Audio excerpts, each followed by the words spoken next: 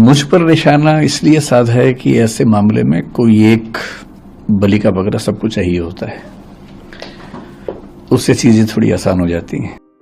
दिल्ली में कोचिंग हादसे के बीच दृष्टि आईएएस के डायरेक्टर विकास दिव्यकीर्ति का बयान सामने आया है।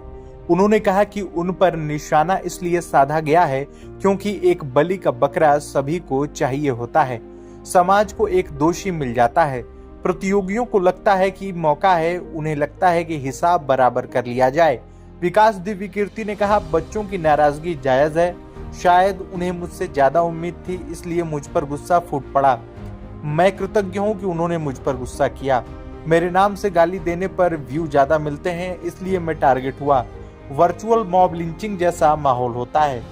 विकास दिव्यकीर्ति ने आगे कहा कि हमारी एक बेसमेंट सील हुई है, अप्रूव बेसमेंट है, नेहरू विहार की बेसमेंट मॉल की बेसमेंट है, उसमें 7 निकास द्वार हैं।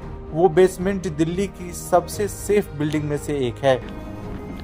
प्रशासन के लिए आसान हो जाता है कि हम बच गए, एक का नाम लगा दो। समाज को भी एक सीधी सीधी बात समझ में आती है कि अच्छा एक आदमी मिल गया, यही जिम्मेदार था, तो वो तसल्ली मिल जाती है कि चलो हमें दोषी मिल गया। जो कॉम्पिटिटर्स हैं उनको ये लगता है कि अच्छा मौका है, इसी में स्कोर सेटल कर लिया जाए, हिसाब बराबर कर लिया जाए।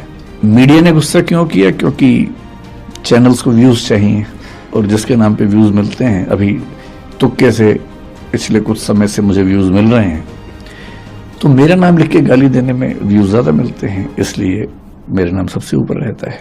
भावनात्मक मामलों में बहुत मुखर और एक्सप्रेसिव नहीं हूं।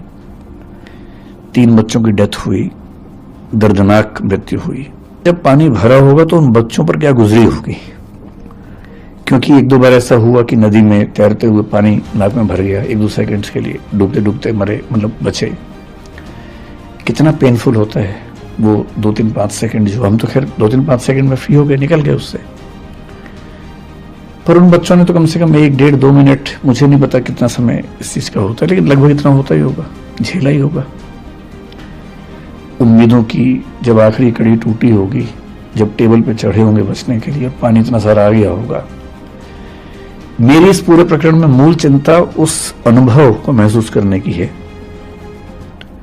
और वो दुख है। तो ऐसे दुख में उनके पेरेंट्स को मैं जानता नहीं हूं, मैं उनसे कैसे अपनी बात कहूं, कैसे उनसे मिलूं।